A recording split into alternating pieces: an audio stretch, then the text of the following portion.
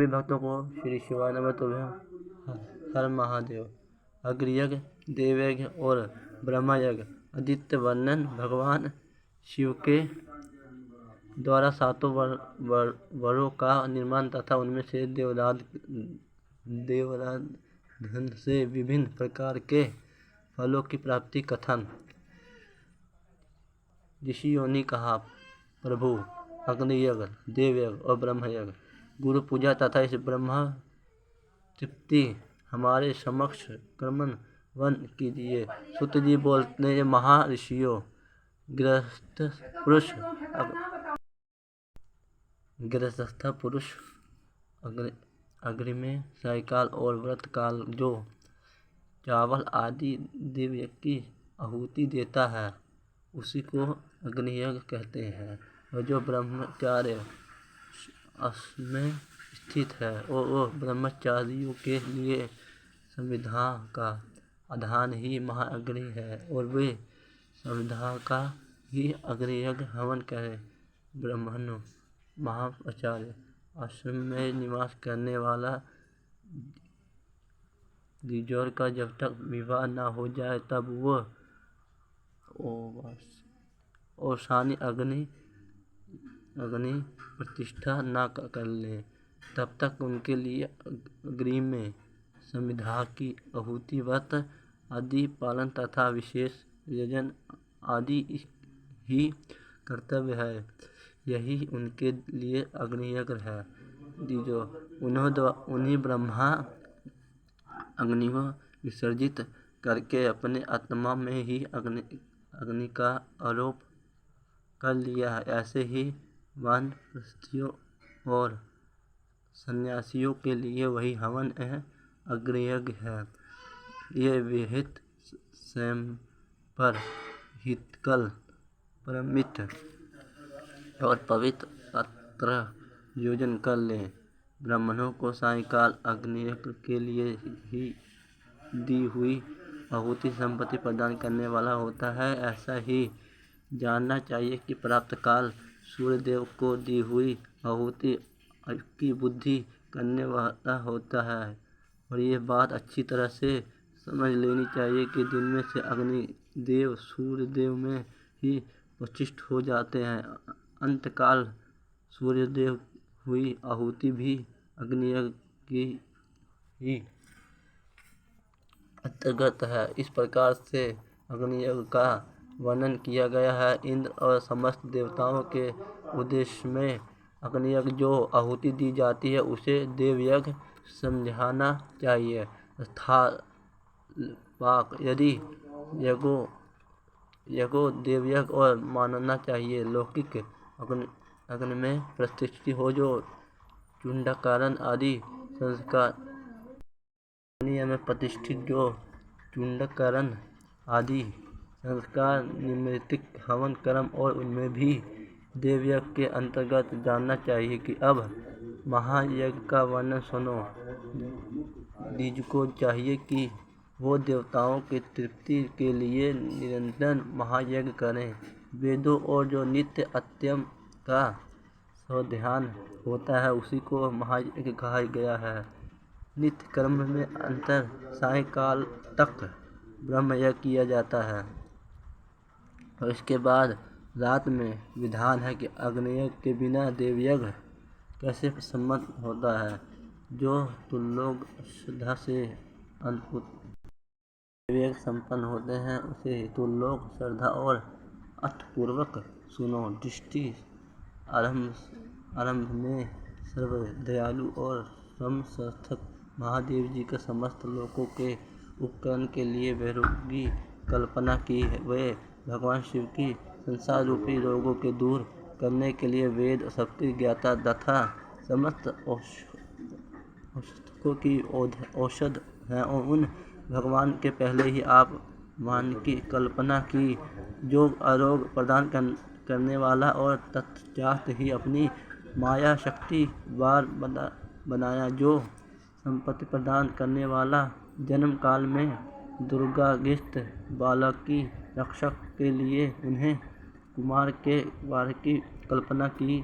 तत्पश्चात सर्वसमर्थक महादेव जी के आलस्य और पापी त्रिवृत्ति तथा समस्त लोगों के हित करने की इच्छा से लोकरक्षक भगवान विष्णु का वार बनाया। इसके बाद सबको स्वामी भगवान शिव पुष्टि और रक्षा के लिए आयुकर्ता त्रिलोकस्थ परमेष्ठ ब्रह्मा और आयुष्कार वार बनाया, जिससे संपूर्ण जगत के आयुष्मान सिद्ध हो गए हैं। उसके बाद तीनों लोगों की वृद्धि के लिए पहले ही पुण्य पापी रचना, जो जाने पर उनके करना वाले लोगों को शुभ फल देने के लिए भगवान शिव के इंद्र और यम के द्वारों निर्माण किया। दोनों बार क्रमण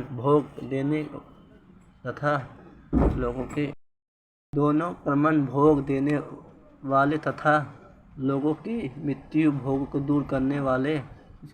उसके बाद सूर्य आदि 7 ग्रहों को अपनी स्वरूपभूत तथा वन्य के सुख दुख के सखे सूचक के भगवान शिव के प्रयुक्त 7 वैरोगों के स्वामी निश्चय किया, और वह सब के सब ग्रहों नक्षत्रों के ज्योतिर्मय महामंडलेश्वर प्रतिष्ठित हैं, और शिव के वार या दिन के स्वामी सूर्य, शक्ति संबंधी वार के स्वामी सोम हैं, कुंभरा संबंधी दिन के अधिपति मंडल और विष्णु पुराण के स्वामी बुध हैं, और ब्रह्मा जी के वार के अधिपति बृहस्पति हैं, और इंद्रवार में स्वामी शुक्र और यमवार के स्वामी शनिचर हैं, और अपने अपने वार में की हुए उन देवताओं की पूजा उनके अपने अपने फल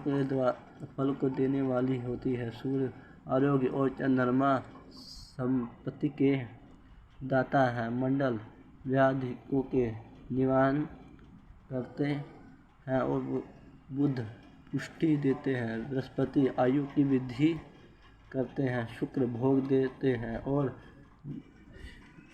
शनिचर मृत्यु का निवारण करते हैं। और 7 वैरोगों के क्रमण फल बनाने गए, जो उन देवताओं के प्रतिष्ठा प्राप्त होती है। अन्य देवताओं की पूजा फल देने वाला भगवान शिव ही है। देवताओं की प्रसन्नता के लिए पूजा 5 प्रकार की ही पद्धति बनाई गई है। उन देवताओं को मंत्रों का जप या पहला प्रकार उनके लिए होम करना, दूसरा दान करना, तीसरा तथा तप करना, चौथा प्रकार के इन वेदी पर प्रतिमा में, अग्नि में अथवा ब्रह्मांड के शरीर में आराध्य देवताओं को भावना करके 16 उपचार से उन्हीं पूजा और आराधना करना 5वां प्रकार है। इनमें से पूजा उत्तरोत्तर अधा श्रेष्ठ है। पूर्व के अभाव में उत्तरोत्तर उद्धार का आलम्बन करना चाहिए। दोनों नेत्रों द्वारा मस्तक के रोग में और कुष्ठ रोगों की शक्ति के लिए भगवान सूर्य की पूजा करके ब्राह्मण को भोजन कराएं। तदनंतर 1 दिन, 1 मास, 1 वर्ष तथा 3 बर्तन लगातार ऐसे साधन करने चाहिए। इससे आदि प्रबंध का निर्माण हो तो रोग एवं द्वारा आदि रोगों का नाश हो जाता है। इष्ट देव के नाम मंत्र जप आदि साधन आदि अनुसार फल देते हैं। और रविवार को सूर्य देव के लिए, अन्य देवताओं के लिए तथा ब्राह्मणों के लिए विष्णु और वस्तु अर्पित करें। वो असाधारण विशेष फल देने वाला होता है तथा इसके द्वारा विशेष रूप में पापों की शांति होती है। सोमवार को विद्वान पुरुष संपत्ति प्राप्ति के लिए लक्ष्मी आदि पूजा करके तथा समत्रिक ब्राह्मणों को घृत पक्ष अत्र का भोजन कराए। और मंगलवार को रोगों की संतृप्ति के लिए काली आदि पूजा करें तथा उड़द, मूंग और अरहर की दाल आदि युक्त अत्र ब्राह्मणों को भोजन कराएं।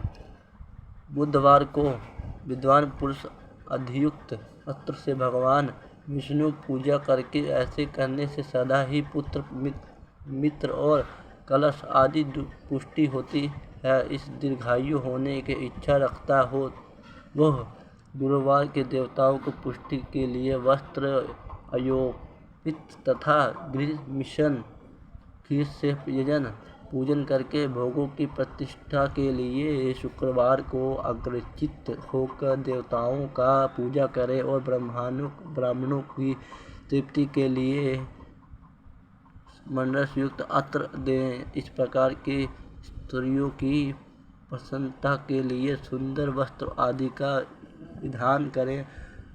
शनिश्चर और महामृत्यु का निवारण करने के लिए बुधवार के पुरुष रुद्र आदि पूजा करें। तिलक होम में दान से देवताओं की संतुष्ट करें और ब्राह्मणों को तिलक विभिन्न अत्र भोज कराएं।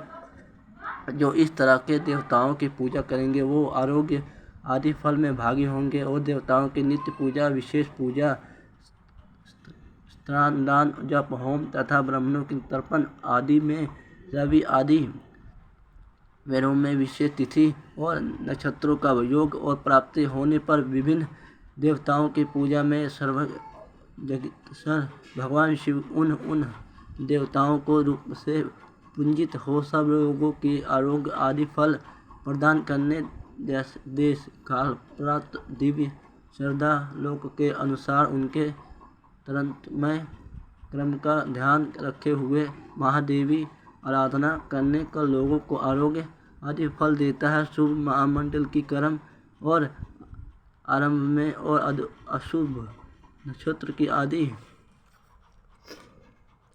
कर्म आत्मा तथा जप नक्षत्रों के आने पर गृहस्थ पुरुष अपने घर में आरोग्य आदि की समृद्धि के लिए सूर्य आदि ग्रहों का पूजन करें।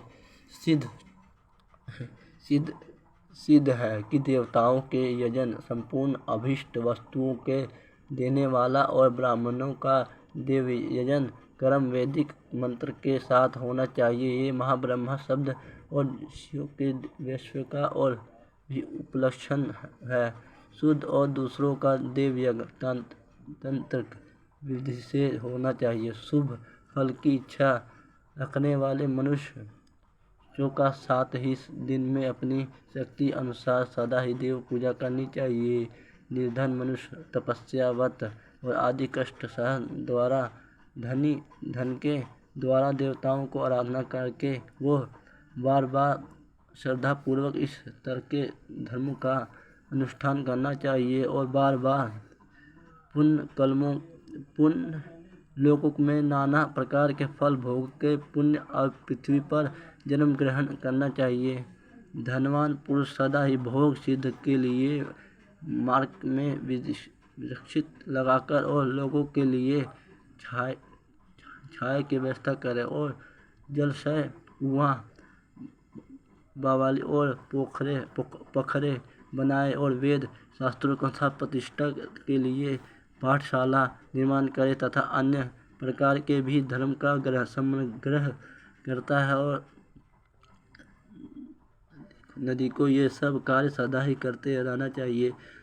समय अनुसार पुण्य कर्मों की परिपाक से अंतकरण शुद्ध होने पर यज्ञ की सिद्धि हो जाती है और जो अध्यात्म को सुनना पड़ता है अथवा सुनने की व्यवस्था करता है वो देव यज्ञ फल प्राप्त होता है। सभी भक्तों को श्री शिवाय नमस्तुभ्यं। हर महादेव। श्री शिवाय नमस्तुभ्यं। हर घर में शिव हो, शंभु कृपा कीजिए। इस चैनल को सभी भक्तजन लाइक सब्सक्राइब करें, हमें सपोर्ट करें। आप सभी भाई सपोर्ट दें हमें। शिव महापुराण की गाथा आपने ऐसी नहीं सुनी होगी। जो मुझसे गलती हो रही है पढ़ने में आप सभी माफ़ कीजिएगा मुझे। सभी से मेरा प्रणाम, नमस्ते। श्री शिवाय नमस्ते। हर हर महादेव। जय श्री शिवाय नमस्ते। ओम नमः शिवाय। श्री शिवाय नमस्ते। जय महादेव। हर हर महादेव। सभी भक्तों को।